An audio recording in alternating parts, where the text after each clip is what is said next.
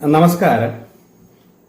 ഈ 2-3 ദിവസങ്ങൾക്കുള്ളിൽ പലരും എന്നോട് ചോദിക്കുന്ന ഒരു ചോദ്യം, കൽക്കി എന്ന് പറയുന്ന ആ ഹൈന്ദവത്തിൽ പറയുന്ന കാലഘട്ടം ചേഞ്ച് ആകുന്ന സമയത്ത് വരുന്ന സത്യയുഗത്തിലേക്ക് മനുഷ്യരെ എത്തിക്കുന്ന ആ അവതാര പുരുഷൻ കൽക്കി ഇപ്പൊ ഭൂമിയിലുണ്ട് എന്ന് പലരും പറയുന്നു.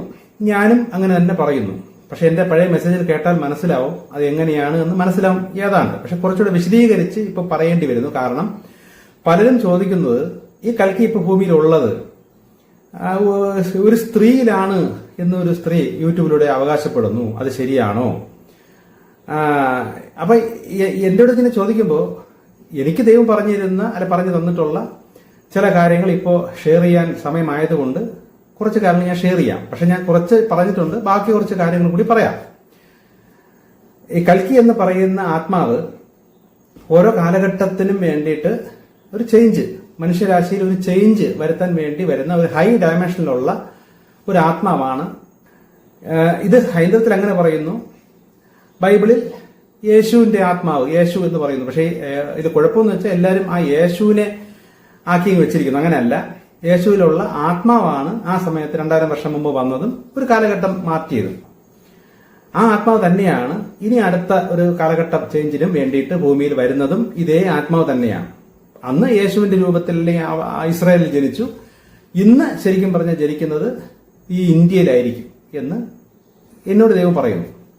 പക്ഷെ ഇപ്പോൾ ആ ആത്മാവ് ജനിച്ചോ എന്ന് പലരും ചോദിക്കുന്നുണ്ട്.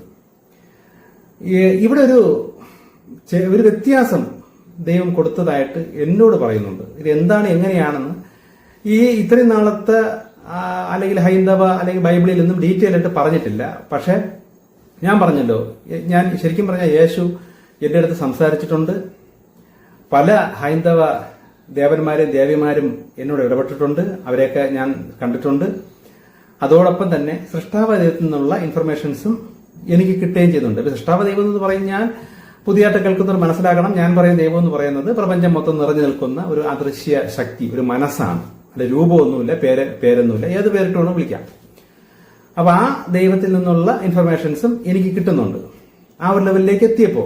അപ്പൊ ഈ ഒരു ലെവലിലേക്ക് ആ ഇൻഫർമേഷൻസ് എനിക്ക് തരാൻ തുടങ്ങിയപ്പോ ഞാൻ ആദ്യ കാലഘട്ടത്തിൽ തന്നെ ആർത്തിയോടെ ചോദിച്ചെടുത്ത പല കാര്യങ്ങളിൽ ഒന്നാണ് ഈ ബൈബിളിൽ പറയുന്ന അല്ലെങ്കിൽ ഈ ഹൈന്ദവത്തിലൊക്കെ പറയുന്ന കൽക്കി അല്ലെ യേശു 2ാമത് വരും, അതെങ്ങനെ? ഇതൊക്കെയാണ് ആദ്യമേ ഞാൻ ചോദിച്ചെടുത്ത് മനസ്സിലാക്കിയ കാര്യങ്ങൾ. പിന്നുള്ള ആത്മീയ അറിവുകളും കാര്യങ്ങളൊക്കെ പിന്നീടാണ്.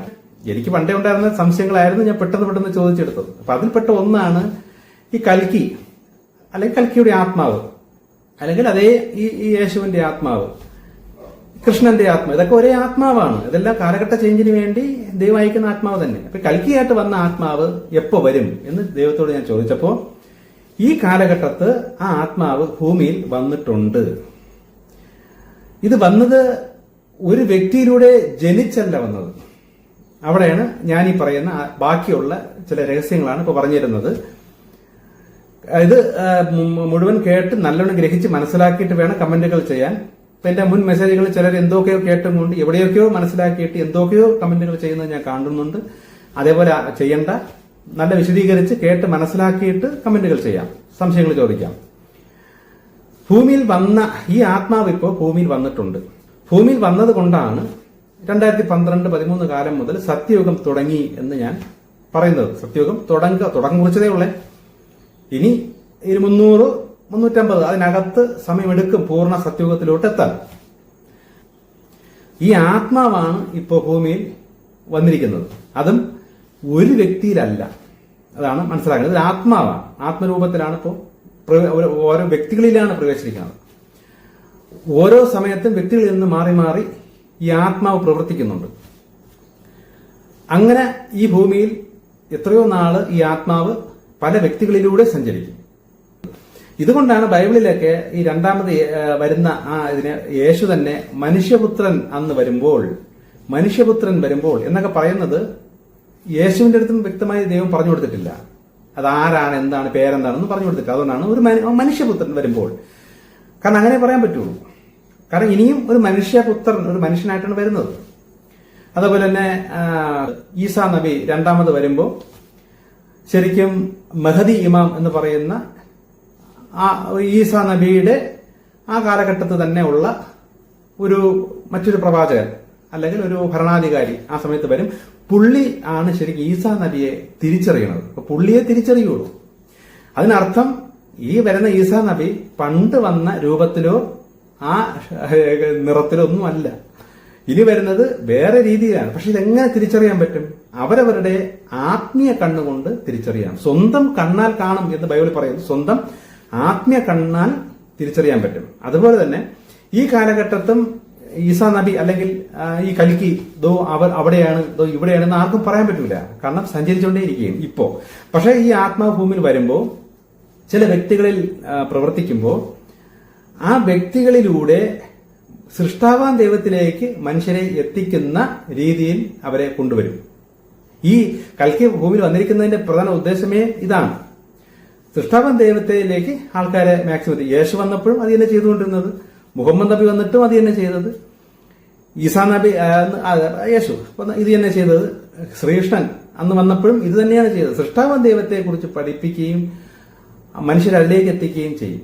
ആ ഹൈയിലേക്കുള്ള വഴി പറഞ്ഞു കൊടുക്കാനും കൂടെയാണ് ഈ ആത്മാവിന്റെ എല്ലാ കാലത്തെയും വരവ്. അതോടൊപ്പം ഈ തിന്മയെ ജയിച്ച് ആ നന്മയെ സ്ഥാപിക്കുന്ന കാര്യവും ഈ കൽക്കിയുടെ ആത്മാവ് ചെയ്യും. ഇത് പല വ്യക്തികളിലൂടെ ഇപ്പൊ ചെയ്തുകൊണ്ടിരിപ്പുണ്ട്.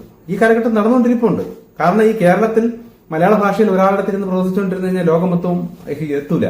അപ്പൊ ലോകത്തുള്ള പല വ്യക്തികളിലെയും ഈ ആത്മാവ് ദൈവം പ്ലാൻ ചെയ്ത ചില വ്യക്തികളിൽ ഈ ആത്മാവ് പ്രവർത്തിക്കും. മാറി മാറി മാറി പ്രവർത്തിച്ചുകൊണ്ടിരിക്കും. ഇതെങ്ങനെയാണ്, ഏത് രീതിയിലാണെന്നൊക്കെ കുറച്ചുകൂടെ ഡീറ്റെയിൽസ് ആണ്. അതൊക്കെ കുറച്ചുകൂടെയൊക്കെ ആത്മീയ കാര്യങ്ങളും സംശയങ്ങളൊക്കെ വരുമ്പോൾ പിന്നീട് ഞാൻ പറഞ്ഞുതരാം. ഇപ്പൊ ഇത്രയും മനസ്സിലാക്കിയാൽ മതി. ഇതൊരു ആത്മാവാണ്, പല വ്യക്തികളിലൂടെ പ്രവർത്തിക്കുന്നു. ഇനി ഈ കൽക്കിയുടെ ആത്മാവ് അല്ലെങ്കിൽ ഈ ആത്മാവ് ഭൂമിയിൽ വരുമ്പോൾ ഇപ്പൊ അന്ന് യേശുവിലൂടെ വന്നപ്പോഴാണെങ്കിലും കൃഷ്ണനിലൂടെ വന്നപ്പോഴാണെങ്കിലും സഹായിയായിട്ട് കൂടെ ചില അവതാര ആത്മാക്കൾ, അത്ര പവർഫുൾ ഉള്ള ആത്മാക്കളല്ല, തൊട്ട് താഴത്തെ റേഞ്ചിലുള്ള കുറെ ദേവി ദേവന്മാർ അല്ലെങ്കിൽ കുറെ മാലാഖമാരും കൂടി ഭൂമിയിൽ കൽക്കിയെ സഹായിക്കാനായിട്ട് വരും. അവർക്കും ഇതേ ഡ്യൂട്ടി തന്നെയായിരിക്കും. പക്ഷെ അവരൊരിക്കലും കൽക്കിയല്ല, ആ ഹൈ ലെവലിലേക്ക് എത്തില്ല. പക്ഷെ ജോലി ഒന്നായിരിക്കും. ബൈബിളിലും പറയുന്നുണ്ട്, യേശു പറയുന്നുണ്ട്, ആദ്യകാലത്ത് ഈ അവതാരം അല്ലെങ്കിൽ മനുഷ്യപുത്രൻ വരുമ്പോൾ തന്റെ ദൂതന്മാര് ആയിട്ടുമാണ് അന്ത്യകാലത്ത് വരുന്നത്. അപ്പൊ ദൂതന്മാരാണ് ദേവന്മാർ അല്ലെങ്കിൽ ദേവിമാർ, അങ്ങനെ പലരും കുറെ ഉണ്ട്. കൽക്കി പുരാണത്തിൽ അതൊക്കെ പറയുന്നുണ്ട്. അപ്പൊ ആ ആത്മാക്കളും ഇന്ന് ഭൂമിയിൽ പലരിലും പ്രവേശിച്ചിട്ടുണ്ട്.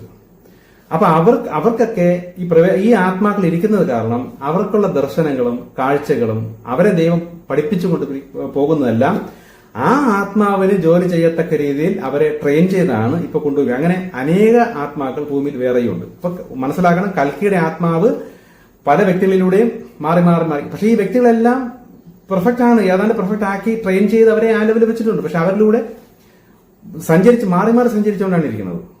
ഒരു വ്യക്തിയിൽ തന്നെ ഇരിക്കുന്ന പരിപാടി ഇപ്പൊ ഇല്ല. അതേപോലെ ഈ കൂടെ നിൽക്കേണ്ട ദേവീദേവന്മാരും അവർക്ക് യോജിച്ച പല മനുഷ്യ ശരീരത്തിലേക്കും അവരും ഭൂമിയിലുണ്ട്. ഇതും ഒരു വ്യക്തിയിൽ തന്നെ ഉറച്ചു നിൽക്കില്ല. എന്തുകൊണ്ട് മാറി മാറി പോകുന്നു, അല്ലെ എന്തുകൊണ്ട് ഉറച്ചു നിൽക്കില്ല എന്ന് പറഞ്ഞാൽ, ഈ ആത്മാക്കൾ ആരിലെങ്കിലും ഉണ്ടെങ്കിൽ അവർക്ക് പ്രത്യേകതരം ദർശനങ്ങളും വെളിപ്പാടുകളും കാര്യങ്ങളൊക്കെ അവർക്ക് വേറെ ലെവലിൽ കിട്ടും. അവർ ഹൈ റേഞ്ചിൽ സംസാരിക്കും.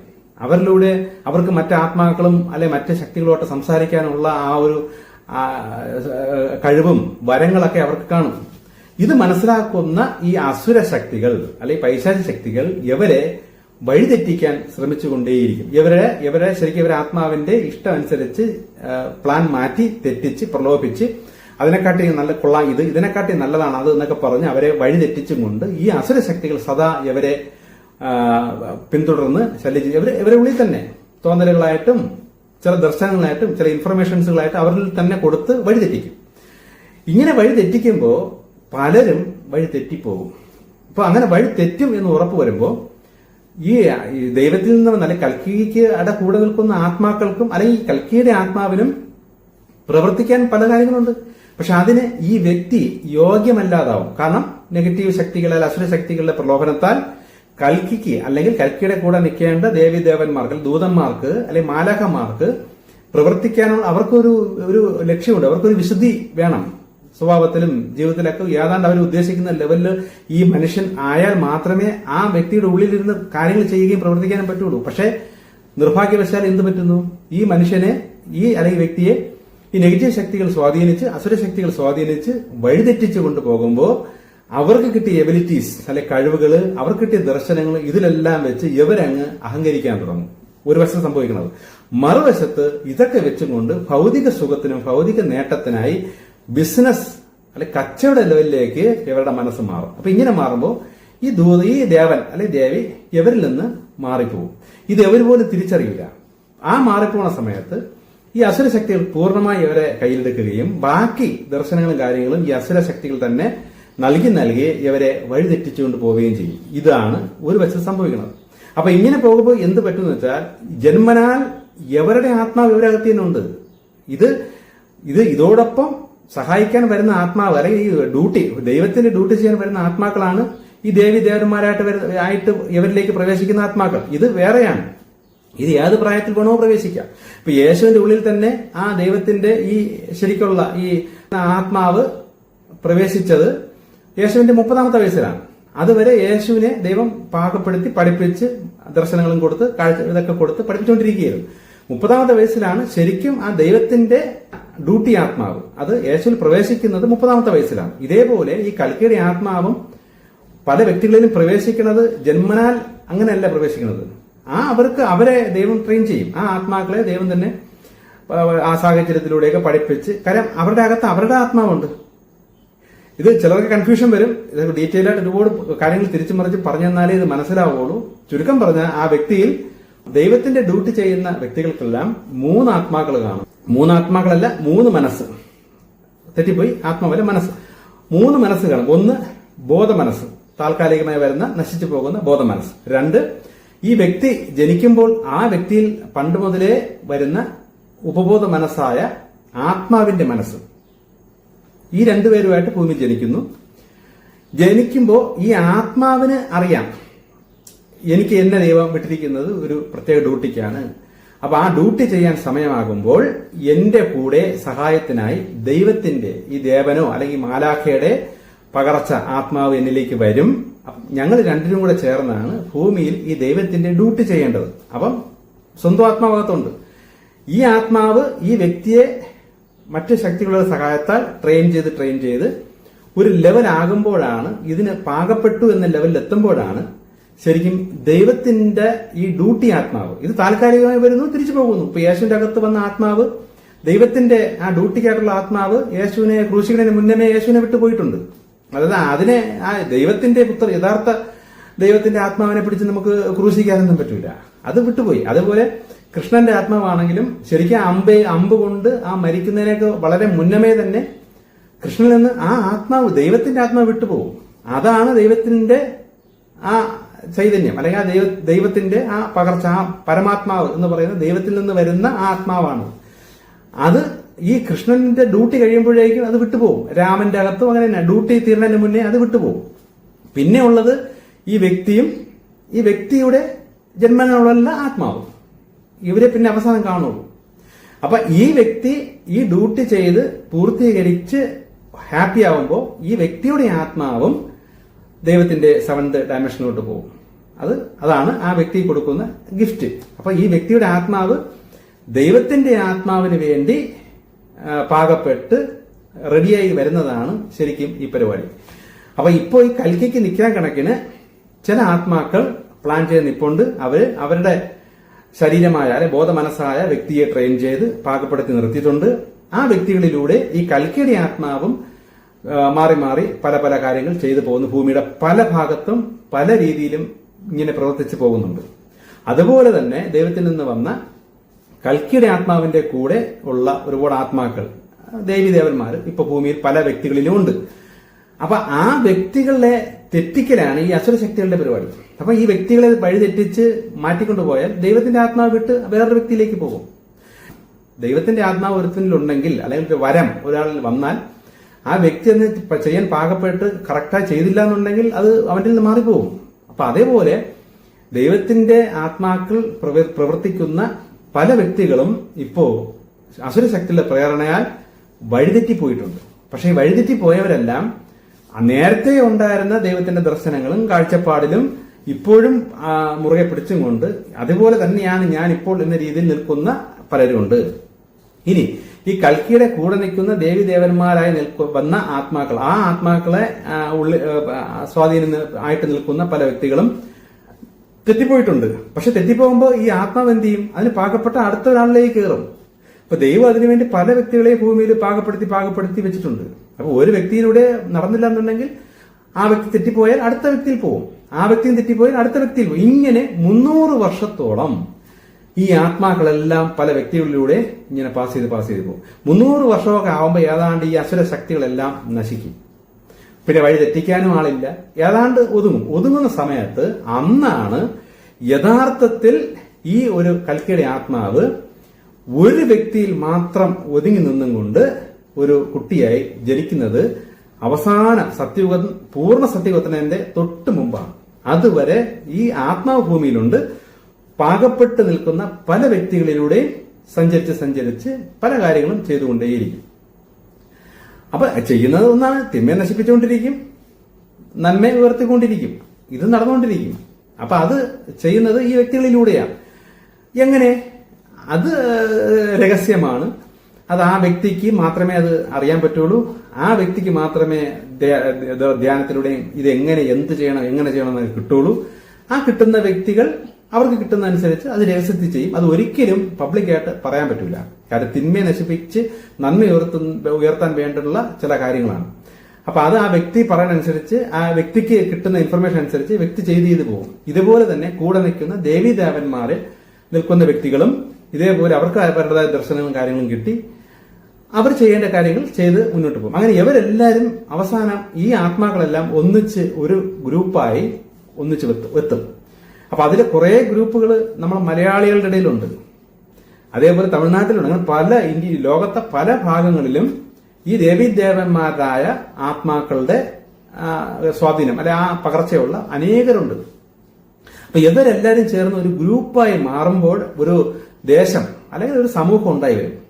ഈ സമൂഹം മൊത്തം ഈ ദർശനങ്ങളും ഈ ദൈവമായിട്ട് കമ്മ്യൂണിക്കേഷനും കണക്ഷനും ഒക്കെ കിട്ടുന്ന ഈ ഒരു ഗ്രൂപ്പ് ഉണ്ടായി വരുന്നതിന്റെ ഉള്ളിലാണ് യഥാർത്ഥത്തിൽ ആ അവസാന കാലത്തുള്ള കൽക്കിയുടെ ജനനം.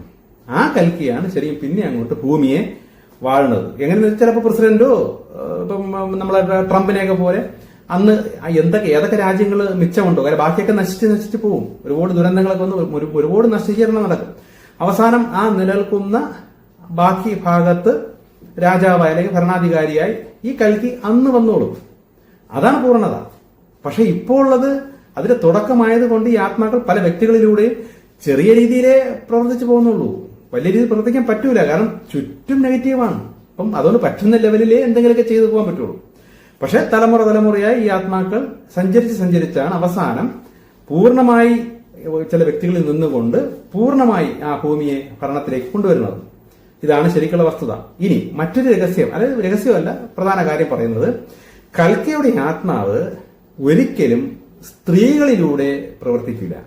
പക്ഷെ സ്ത്രീകൾ പ്രവർത്തിക്കുന്നത് എന്താണ്? ഇപ്പൊ കൽക്കിയുടെ ആത്മാവാണെങ്കിലും ആ ആത്മാവിന്റെ കൂടെ വലം കയ്യാൻ നിൽക്കുന്ന സ്ത്രീ അല്ലെ ദേവി ദേവന്മാരുണ്ട്. അപ്പൊ ആ ചില ആത്മാക്കൾ, ചില ദേവി ആത്മാക്കൾ സ്ത്രീകളിലുണ്ട്. ദേവൻ അല്ലെങ്കിൽ ചില മാലാഖമാരായി നിൽക്കുന്ന, ദൂതമാരായി നിൽക്കുന്ന ചില പുരുഷന്മാരിലുമുണ്ട്. അപ്പം ഈ ആത്മാക്കളും അല്ലെങ്കിൽ ഈ ദേവീദേവന്മാരുടെ പകർച്ചകളും പലരിലും ഉള്ളതുകൊണ്ട് ഇവർക്കും അമാനുഷികമായ കഴിവും ദർശനങ്ങളും കാര്യങ്ങളൊക്കെ ഇവർക്ക് കിട്ടുമ്പോൾ ഈ അസുരശക്തികൾ ഇവരുടെ തലയിൽ കയറി എന്ത് പറയും? നീ തന്നെയാണ് കൽക്കി എന്ന ഇൻഫർമേഷൻസ് കൊടുക്കാൻ തുടങ്ങും. അങ്ങനെയാണ് ഇവർ തെറ്റിക്കുന്നത്. എങ്ങനെയെങ്കിലും തെറ്റിച്ച് കിട്ടിയാൽ മതിയല്ലോ. അപ്പൊ ഇവർ സ്വന്തമായിട്ട് ഞാൻ തന്നെയാണ് കൽക്കി എന്നൊക്കെ പറഞ്ഞ് ഓരോരുത്തർക്കും തോന്നും. ഇത് നമ്മൾ അവരെ കുറ്റം പറഞ്ഞിട്ട് കാര്യമില്ല. കാര്യം അവർക്ക് അങ്ങനെയുള്ള കഴിവുണ്ട്, അവർക്ക് അതിനുള്ള ചില വെളിപാട് അല്ലെങ്കിൽ ദർശനങ്ങൾ, ചില നിർദ്ദേശങ്ങളൊക്കെ അവർക്ക് കിട്ടുന്നുണ്ട്. കൽക്കിയുടെ കൂടെ നിൽക്കേണ്ടതാണ്. പക്ഷെ ആ കൂടെ നിൽക്കേണ്ടതാണ് എന്ന ലെവലിലേക്ക് എത്തുന്നതിന് മുന്നമേ ഈ അസുരശക്തികൾ ഇവരുടെ ഉള്ളിൽ കയറി നീ തന്നെയാണ് എല്ലാം തികഞ്ഞ വ്യക്തി എന്ന രീതിയിൽ ഇൻഫർമേഷൻ കൊടുക്കാൻ തുടങ്ങുമ്പോൾ ഇവര് കയറി പതുക്കെ തെറ്റാൻ തുടങ്ങും. പക്ഷെ എന്ത് പറ്റുന്നു? ഞാൻ ആദ്യം പറഞ്ഞു, ഇവരുടെ ഒരു ആത്മാവുണ്ട്. ഈ ആത്മാവ് ജന്മം എടുക്കണതേ ഈ ദേവന്റെയോ അല്ലെ ദേവിയുടെയോ പകർച്ചയും കൂടെ കിട്ടിയിട്ട് ഭൂമിയിൽ ചില ജോലി ചെയ്യാനാണ് ഈ ആത്മാവ് ജന്മമെടുത്ത് ഈ വ്യക്തിയിൽ നിൽക്കുന്നത്. ഈ ആത്മാവിന് ദേഷ്യം വരും. കാരണം ഈ വ്യക്തി ഭൗതിക മനസ്സുകൊണ്ട് വഴിതെറ്റി കച്ചവട ലെവലിലും ബിസിനസ് ലെവലിലും അഹങ്കാരമൊക്കെ ആയി മാറുമ്പോൾ അകത്തിരിക്കുന്ന ആത്മാവിന്റെ പ്ലാൻ പൊളിഞ്ഞു പോകും. അപ്പൊ ആത്മാവിന് എന്തെങ്കിലും ഈ വ്യക്തിയെ അടിച്ചൊതുക്കി നന്നാക്കി എടുത്തേ പറ്റൂ. അപ്പൊ ആത്മാവ് എന്ത് ചെയ്യും? ഈ വ്യക്തിയെ നേരായ മാർഗത്തിൽ വീണ്ടും എത്തിക്കാനായിട്ട് സകല ലെവലിലും ശിക്ഷിച്ചും തടസ്സവും ഉണ്ടാക്കിയും ചെയ്തുകൊണ്ടേയിരിക്കും. ഇതാണ് സംഭവിച്ചുകൊണ്ടിരിക്കുന്നത്. അതുകൊണ്ടാണ് ഈ പലരും വലിയ ലെവലിലൊക്കെ നിൽക്കുന്ന പലരും വീണുപോണതിന്റെ കാരണം ഈ നെഗറ്റീവ് ശക്തികളുടെ സ്വാധീനത്താൽ വഴിതെറ്റി പോകുന്നതാണ്. അവർക്ക് വലിയ ലെവലിലുള്ള ചില പകർച്ചകൾ ഉണ്ടായിരുന്നതാണ്. പക്ഷെ വഴിതെറ്റുമ്പോൾ ഈ ദേവനോ അല്ലെങ്കിൽ ദേവി അല്ലെങ്കിൽ ഈ മാലാഖ അവരിൽ നിന്നും മാറിപ്പോകുമ്പോൾ എന്ത് സംഭവിക്കും? ഇവരുടെ ആത്മാവ് നിരാശയാവും. കാരണം ഇവരുടെ ആത്മാവിന്റെ പ്ലാനാണ് ഈ വ്യക്തിയുടെ ബോധമനസ്സ് കൊണ്ട് അസുര ശക്തിയുടെ പ്രലോഭനത്താൽ തെറ്റിപ്പോകുന്നത് ഇവരുടെ ബോധമനസ്സാണ്. അപ്പൊ ഈ ബോധമനസ്സിനെ തിരിച്ച് ആത്മാവിന്റെ മനസ്സുമായിട്ട് ഒരേപോലെ ആക്കണം. അതിനുവേണ്ടി ഇവരെ കർശനമായി പിടിച്ച് സാഹചര്യങ്ങളിലൂടെ ശിക്ഷിച്ച് ഈ വ്യക്തിയെ നന്നാക്കിക്കൊണ്ടേയിരിക്കും. അപ്പൊ ഈ വ്യക്തി എന്തെങ്കിലും ഈ വസ്തുത തിരിച്ചറിഞ്ഞ് ദൈവത്തിന്റെ അല്ലെങ്കിൽ പ്രകൃതിയുടെ അല്ലെങ്കിൽ ഈ ആത്മാവിന്റെ വ്യവസ്ഥ മനസ്സിലാക്കി തന്റെ ഭൗതിക പ്ലാനുകളും അതെല്ലാം ഉപേക്ഷിച്ച് ആത്മാവിന്റെ നിർദ്ദേശം അനുസരിച്ച് മര്യാദയ്ക്ക് വരണ കാലത്തോളം എന്നും ഈ ആത്മാവ് തന്നെ അവരെ ശിക്ഷിച്ചുകൊണ്ടിരിക്കും. ഞാൻ നേരത്തെ മെസ്സേജിൽ പറഞ്ഞല്ലോ, നമ്മൾ ആത്മാവിന്റെ കൂടെ നിൽക്കാൻ ആരൊക്കെയുണ്ട്? ദൈവത്തിന്റെ അദൃശ്യ ശക്തികളുണ്ട്, ശിക്ഷയുടെ ശക്തികളുണ്ട്, രക്ഷയുടെ ശക്തികളുണ്ട്. ഇവർ സദാ പ്രവർത്തിച്ചുകൊണ്ടേയിരിക്കും. അപ്പൊ എന്നും വഴിതെറ്റി നിൽക്കുന്ന ഈ വ്യക്തിക്ക് എന്നും കഷ്ടപ്പാടായിരിക്കും, ദുരിതങ്ങളുമായിരിക്കും. കാരണം കർമ്മം തെറ്റല്ലേ? കർമ്മം തെറ്റുമ്പോൾ അതിന് ഫലം അനുഭവിച്ചാലല്ലേ ആത്മാവിന് തിരിച്ചു പോകാൻ പറ്റുള്ളൂ. അപ്പം ആത്മാവിന്റെ ഡ്യൂട്ടി ഫലം അനുഭവിപ്പിക്കുക എന്നുള്ളതാണ്. ഇല്ലെങ്കിൽ ആത്മാവും ഈ വ്യക്തിയുടെ കൂടെ നിന്ന് വഴിതെറ്റി പോകുന്നതായിട്ട് കണക്കാക്കി ഈ ആത്മാവിന് തിരിച്ചു പോകാൻ പറ്റൂല. അപ്പം ആത്മാവ് സ്ട്രോങ് നിന്നുകൊണ്ട് ഈ ആത്മാവ് ഈ വ്യക്തിയുടെ അടുത്ത് ദേഷ്യം തീർത്തുകൊണ്ടിരിക്കും. അപ്പൊ വ്യക്തിക്ക് എന്നും കഷ്ടകാലമായിരിക്കും. സ്വന്തം ആഗ്രഹങ്ങൾ നടക്കൂല, പ്രതീക്ഷകളെല്ലാം പൊളിയും. ഇങ്ങനെ എന്നും ഈ വ്യക്തി വിഷമിച്ചിരിക്കും. അപ്പൊ എന്ത് ചെയ്യണത്? ഈ വ്യക്തി ഈ സത്യം തിരിച്ചറിയുക, പകർച്ചയുണ്ട് എന്ന് മനസ്സിലാക്കുക, മറ്റുള്ളവരിൽ നിന്ന് വ്യത്യസ്തമാണ്, ദർശനങ്ങളുണ്ട്, കാഴ്ചകളുണ്ട്, അങ്ങനെ പല അനുഭവങ്ങളും ഉണ്ടെങ്കിൽ നമ്മൾ മറ്റ് മനുഷ്യരെ പോലെ അല്ല. ദൈവം പ്ലാൻ ചെയ്ത ഏതോ ഒരു ദേവന്റെയോ ദേവിയുടെയോ പകർച്ച നമ്മളിലുണ്ട്. അപ്പം നമ്മളതനുസരിച്ച് മുന്നോട്ട് പോവുക. പിന്നെ പ്രധാനം ഞാൻ പറഞ്ഞതുപോലെ കൽക്കിയുടെ ആത്മാവ് ഭൂമിയിലുണ്ട്, പല വ്യക്തികളിലൂടെയും പ്രവർത്തിച്ചുകൊണ്ടിരിപ്പുണ്ട്. ഒരു വ്യക്തിയിൽ തന്നെ നിന്നും കൊണ്ട് ജനിക്കുന്നത് അവസാന കാലഘട്ടത്തെ, സത്യയുഗം തുടങ്ങി വരുന്ന കാലഘട്ടത്തെ അങ്ങനെ ജനിക്കുകയുള്ളൂ. അപ്പോഴേക്കും ഭൂമിയിൽ ഭയങ്കരമായ നാശവും ദുരിതങ്ങളും ഭയങ്കരമായ കഷ്ടങ്ങളും കഴിഞ്ഞ് ജനസംഖ്യ ഇപ്പോൾ ഉള്ളതിന്റെ ഒരു 10-15% ചുരുങ്ങും. ബാക്കി അത്രയും നശിച്ചു പോകും. എങ്ങനെ നശിക്കുന്ന വെച്ചാൽ ദൈവം കോപം വന്ന് നശിപ്പിക്കുന്നതല്ല, അവരെയൊക്കെ കർമ്മഫലം അനുഭവിപ്പിച്ച് ആത്മാക്കളെല്ലാം ദൈവം തന്നെ കൊണ്ടുപോകും. തീരെ പാഴുകളെ ഇവിടെ നശിപ്പിച്ച് ഞാൻ കളഞ്ഞ് നരകം എന്ന് പറയുന്ന ഡാമേജിലോട്ട് തള്ളോളൂ. ബാക്കിയുള്ള എല്ലാം കഷ്ടത്തിലൂടെയും അനുഭവിപ്പിച്ച് കർമ്മഫലമൊക്കെ തീർത്ത് അവരെയൊക്കെ കൊണ്ടുപോകും. ദൈവത്തിന്റെ വ്യവസ്ഥകളും നിയമങ്ങളും പാലിച്ച് നിൽക്കും എന്ന് ഉറപ്പുള്ള ഒരു സമൂഹം അന്ന് കാണും. പക്ഷെ തലതിരിഞ്ഞ് ഒരു സമൂഹം കാണും, വളരെ കുറച്ചേ കാണുള്ളൂ. നന്മയായിരിക്കും ഒരു 75-80% കൂടി നിൽക്കുന്നത്. അതാണ് ആ കാലഘട്ടം. ബാക്കിയും പതുക്കെ ഇല്ലാതായിക്കോളും. പൂർണ്ണമായും നന്മയുള്ള ഒരു കാലഘട്ടത്തിലോട്ട് വരും. അത് അന്ന് പൂർണ്ണമായി വരുന്ന കൽക്കി ആ ജനിച്ചതിന് ശേഷം പൂർണ്ണമായ ഒരു സത്യയുഗം അന്ന് വരും. പക്ഷെ കൽക്കി ജനിക്കുന്ന സമയത്ത് ഒരു 75% നന്മ ജയിച്ചു നിൽക്കുന്ന ഒരു കാലഘട്ടമായിരിക്കും. അതല്ല ഈ കാലം. ഈ കാലഘട്ടത്ത് ഒരു 10% നന്മയുണ്ടോ എന്ന് ചോദിച്ചാൽ തന്നെ പാടാണ്. അപ്പൊ ഇപ്പോഴല്ല അതിനുള്ള സമയം. വരുന്ന കൽക്കി ഒരിക്കലും സ്ത്രീകളിലൂടെ സഞ്ചരിക്കൂല. പക്ഷെ സ്ത്രീകളിൽ ഇരിക്കുന്നത് കൽക്കിയോടൊപ്പം നിൽക്കേണ്ട ചില ദേവിമാരാണ് സ്ത്രീകൾ നിൽക്കുന്നത്. അവരുടെ അനുഭവങ്ങളും അവരുടെ കിട്ടുന്ന ദർശനങ്ങളും എല്ലാം കൽക്കിക്ക് കിട്ടുന്നത് പോലെ തന്നെയായിരിക്കും. അതുകൊണ്ട് പലരും തെറ്റിപ്പോകുന്നുണ്ട്. ഇതോടൊപ്പം തന്നെ ഒരു 7-8 കൽക്കിമാരെ ഞാൻ യൂട്യൂബിലൂടെ മറ്റു രീതിയിലൊക്കെ ഞാൻ മനസ്സിലാക്കിയിട്ടുണ്ട്. ചിലര് കൽക്കി എന്ന് പറഞ്ഞില്ലെങ്കിലും ഞാൻ യേശു രണ്ടാമത് വന്ന ആളാണ് ഞാൻ എന്ന് പറഞ്ഞ് പലരും എന്നെ സമീപിച്ചിട്ടുണ്ട്. എന്നെ കണ്ടിട്ട് നിങ്ങൾക്ക് മനസ്സിലായില്ലേ എന്നൊക്കെ ചോദിച്ചിട്ട് ഇടപെട്ടിട്ടുണ്ട്. എനിക്ക് ഉള്ളിൽ ചിരി വരും. കാര്യം ഞാൻ അതിന് മുന്നമേ ഈ എന്താണ് ഇങ്ങനെയാണെന്നൊക്കെ ദൈവത്തിൽ നിന്ന് മനസ്സിലാക്കി വെച്ചിട്ടുണ്ട്. ഒരിക്കലും ഈ വരുന്ന വ്യക്തി ഞാനാണ് യേശു എന്നൊന്നും പറഞ്ഞ് ആരും വരൂല. അത് അവസാന കാലഘട്ടത്ത് ബൈബിളിൽ തന്നെ പറയുന്നുണ്ട്, വലിയൊരു കഷ്ടം അന്ന് കഴിയും. ഭയങ്കരമായ ഒരു ദുരന്തം, മഹാപീഡന കാലഘട്ടം കഴിഞ്ഞിട്ടാണ് ശരിക്കും അന്ന് യേശു അല്ലെങ്കിൽ ആ രണ്ടാമത് വരുന്ന ആത്മാവിനെ അന്ന് ആൾക്കാരുടെ മുന്നിൽ എത്തുകയുള്ളൂ. അപ്പോഴേ മനസ്സിലാവുള്ളൂ. അതുവരെ ആർക്കും പിടിയും കിട്ടൂല. ഭൂമിയിലുണ്ടെന്ന് വെച്ചാൽ ഇപ്പോൾ ഉണ്ട്. പല വ്യക്തികളിലൂടെയും സഞ്ചരിച്ച് ചെയ്യേണ്ട കാര്യങ്ങൾ ചെയ്തുകൊണ്ടിരിപ്പുണ്ട്. ഇപ്പൊ ശബരിമലയിലെ ഈ കാര്യങ്ങൾ പൊളിക്കണതും കള്ളങ്ങൾ കണ്ടുപിടിക്കുക ഇതെല്ലാം കൽക്കി തന്നെയാണ് ചെയ്യണമെന്ന് നിങ്ങൾ മനസ്സിലാക്കുക. ഓക്കെ, ഇനി ചില കാര്യങ്ങളൊക്കെ അടുത്തത്.